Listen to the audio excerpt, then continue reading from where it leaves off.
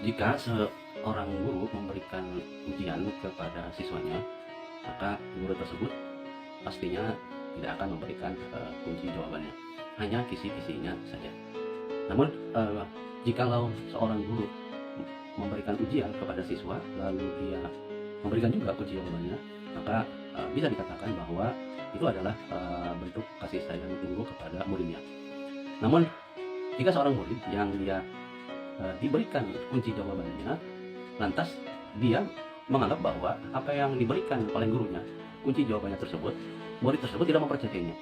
Misalkan, jikalau pertanyaan nomor 1, gurunya memberitahu bahwa jawabannya adalah A, lantas si murid itu tidak percaya, lantas dia menjawab dengan jawaban yang lain, misalnya dia menjawab B gitu kan ya.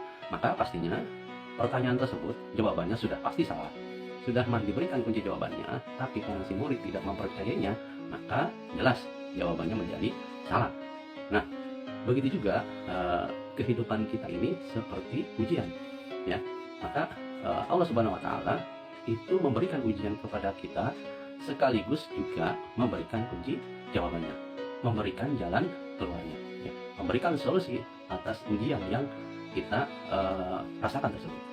Ada salah satu contoh yang mungkin bisa kita jadikan analogi.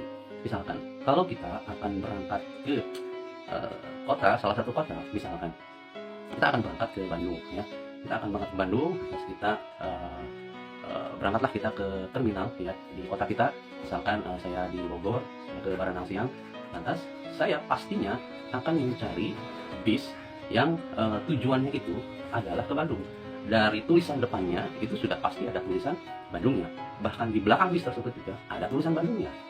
Bahkan kondekturnya itu pun pasti akan akan bicara mengajak orang-orang untuk masuk ke bis ini dengan tujuan ke Bandung. Ya. Nah, itu sudah ada petunjuknya, sudah ada arahannya, ya, dari kondekturnya. Namun terkadang atau bisa jadi, ya, ada orang-orang yang dia punya niat ke Bandung, ya. Lalu dia sudah menemukan bisnya, ada tulisan tujuan bisnya, ada kondektur yang memberitahukan tujuan bisnya, tapi dia tetap tidak percaya kepada bis tersebut. Dia mengatakan bahwa saya tidak percaya bahwa ini akan menuju Bandung. Saya akan cari bis lain yang akan membawa saya ke Bandung. Misalkan dia malah memilih bis tujuan ke Banten misalkan, ya. Maka kalau dia memilih bis tujuan ke Banten, pastinya tujuan dia di awal yaitu ke Bandung tidak akan pernah sampai. Nah, jadi kadang-kadang kita itu sudah mendapatkan petunjuk yang sangat jelas, ya, sudah mendapatkan arah yang jelas, tapi karena kita tidak percaya, ya, maka kita tidak mengikuti arah tersebut. Ya, hal ini Allah Subhanahu Wa Taala itu telah memberikan kita ujian sekaligus kunci jawabannya, ya, sekaligus solusi dari ujian kita tersebut.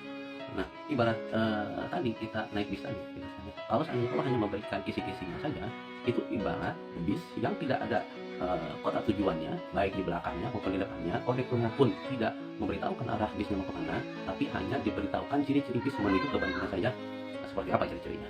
Nah, Allah Subhanahu Wa Taala memberikan kunci jawabannya dengan sangat jelas kepada kita, ya, bagaimana kita punya tujuan dalam hidup ini, ya, atas kendaraan apa yang harus kita naikin, ya, dan itulah yang akan menyampaikan kita ke tempat tujuan kita.